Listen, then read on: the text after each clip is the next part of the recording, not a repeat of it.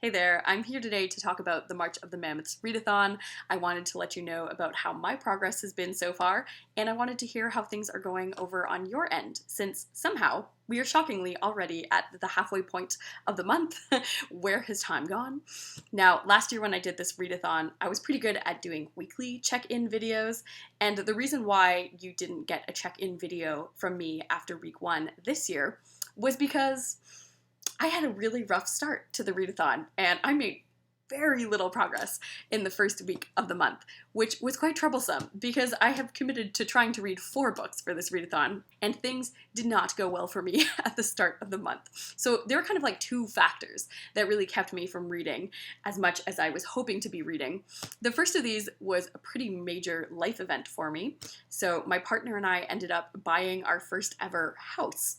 And that process was a big whirlwind of about 7 days. This all kind of came out of nowhere since we really didn't have plans to be buying a house anytime soon, but this property was just like in the right location, it had everything we needed, and it was within our price range.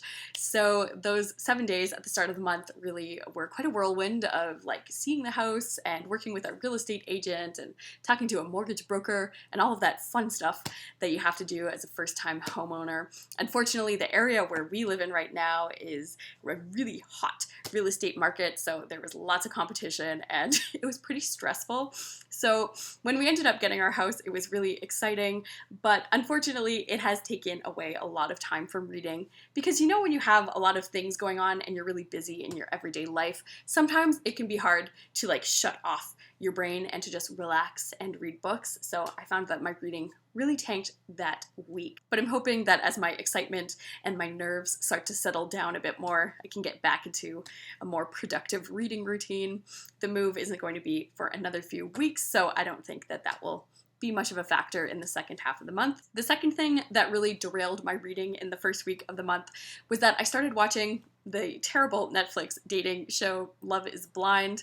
Now, it started off innocently enough. I just need something to play on my phone while I'm cooking or washing the dishes that I don't really pay serious attention to. However, then I did get rather hooked onto this TV show. It's one of those kind of train wreck shows where it seems like such a bad idea to try to marry someone who you've never really seen before and to have it all go down in a few weeks. So I knew that I had to find out what was going to happen with each of these couples. So it did make me watch the show at a much quicker pace than I would usually watch TV. So that did take away quite a few reading hours from me in those first few days of the readathon. So those are kind of my 2 big excuses for why the readathon did not get off to a very rocking start for me. And I was starting to get worried because, in my TBR video, I had made an ambitious choice of novels. I picked 4 books that I committed to trying to read throughout this month, and I'm nowhere near the halfway point for most of these books, so I was starting to get pretty worried about that. Up until 2 days ago, when I learned all of the schools in my area are going to be closed for the next 3 weeks. So that's making me feel like I'm going to have a lot more time to spend at home, committed to reading my mammoth-sized books. So I know that the world is in kind of this scary and stressful situation right now, but the positive spin that I'm trying to put on it is at least we are going to get some good reading done when we are isolating ourselves at home. So yeah, I guess let's talk about the mammoths and how they're going so far. So the mammoth that I have made the worst amount of progress with so far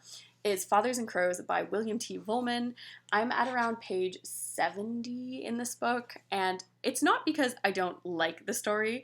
In fact, I'm quite excited about it, and I know that it's going to be a very gripping style of historical fiction where Vollmann is going to just throw us back into the conflicts of the past. The only thing that concerns me is the narrator has made some cryptic comments about how the real main story isn't going to be starting for another few hundred pages because we have lots of French Jesuit history to get through, so I'm a little bit worried about that. But otherwise, it's been engaging so far. It's just the book that I feel like I never have enough time in the day to really get around to reading. So I'm hoping that in the next few weeks, I can finally start to add this one into the reading rotation to make some better progress. And then with my other 3 mammoth-sized reads, I'm around 300 pages into each of them. So I guess that's pretty good. If you'd add that up together, that would be 1 mammoth-sized book. So I guess that's not terrible progress. One of them that I'm being very good about and consistently reading every day is Volume 3 of In Search of Lost Time by Proust. This is a part of my day that has become such a ritual by now since I started reading In Search of Lost Time in January, and it's one like I just really look forward to my half hour of reading Proust. This is also a special Mammoth since it is the only one that's really light enough for me to take with me into the bathtub. So I'm usually very relaxed in my bubble bath while I'm reading Proust. It is very luxurious, so I'm really enjoying this. I'm really impressed how Proust is able to keep my interest and attention going in the series, even though I've now read over 1,000 pages of it. So yeah, Volume 3 is going really well so far. The main character is getting interested in high society and he's starting to visit a few fancy salons, and that is just great seeing Proust dissect these characters and their attitudes towards one another. So I think the dialogue is brutal and the way that he depicts people is just wonderful to watch. In this particular book, he seems to be obsessed with this one aristocratic lady, so I think it's going to be all about his quest to like finally getting to make her acquaintance. So we're still in the front part of it. He hasn't really made much progress. Again, you'd think 300 pages of not much happening would be pretty dull, but I just love Proust's witty and wonderful way of observing the world, so I've been immensely enjoying this one so far.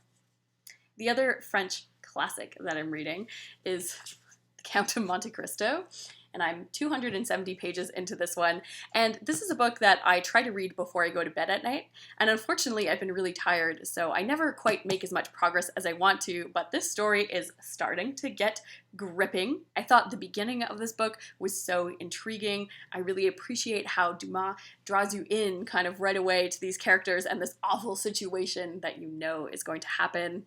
I also really like that it was set in Marseille in the beginning. That's a city that I just visited for the first time this summer, so it's given me those vibes of being on summer vacation and seeing that unique city. It's also nice, like I can pretend like I'm traveling again, you know, like I'm in somewhere hot and warm while it's really cold and disgusting over here in Canada. So this one has just been really enjoyable so far, especially once the scenes that are set in prison started to happen. Oh, like I was really in it, seeing how that was going to go. So I'm really enjoying the story for this one. I'm excited to see where it goes, but I'm kind of shocked that there are still 1,000 more pages to go, because I feel like the story could be wrapped up pretty quickly and it would still be a really satisfying narrative. So I'm just like completely perplexed about what's going to happen to keep me interested and going for another 1,000 pages. So I'm hoping that it just continues to build momentum and suspense to keep me turning the pages so that I can finish it relatively quickly, but I am really enjoying this one so far. And then the third Mammoth book that I'm reading is My Largest Mammoths, and this one is the novel, a biography. It looks really sad without its dust jacket on, but I thought it was better to take it off than to risk staining it with tea or something. So anyway, this one is, like I mentioned, kind of like a history of the English novel and how it's developed and changed over the years. I am about 300 pages into this one. I'm very excited because I'm just about to read the chapter about the Bronte sisters.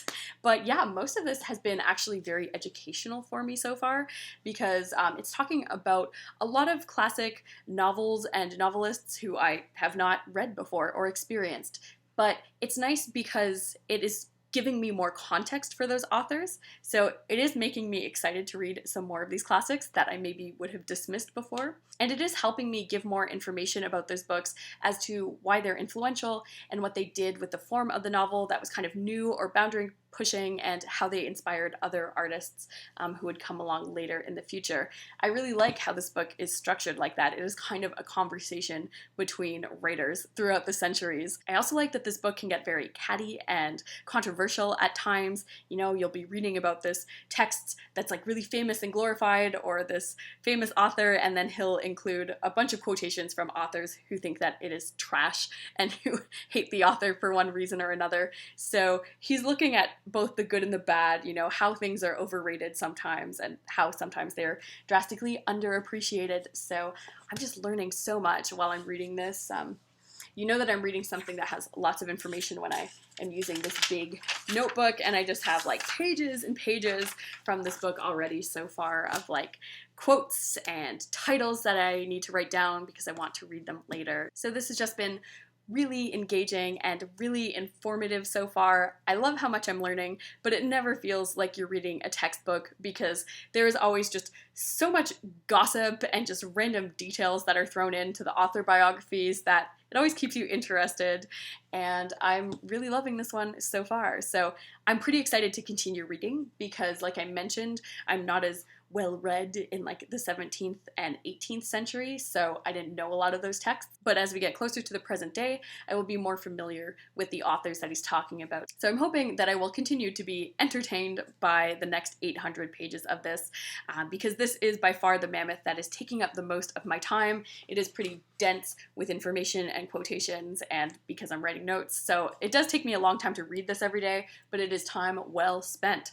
So I guess overall I am pretty successful in how much I am enjoying all of my mammoths so far. I think I picked 4 really cool books, and they're all very different from each other, which is making my reading experience really fun.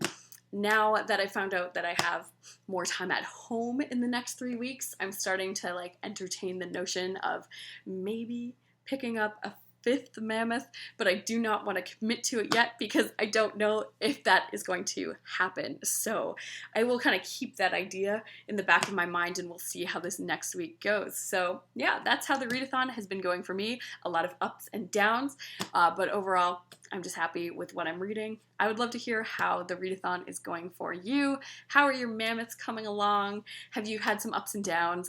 What's been going on with you? Even if you're not reading mammoths, we'd love to just check in and chat how your reading's going. So thanks so much for watching this video, and I will see you again soon. Take care. Bye.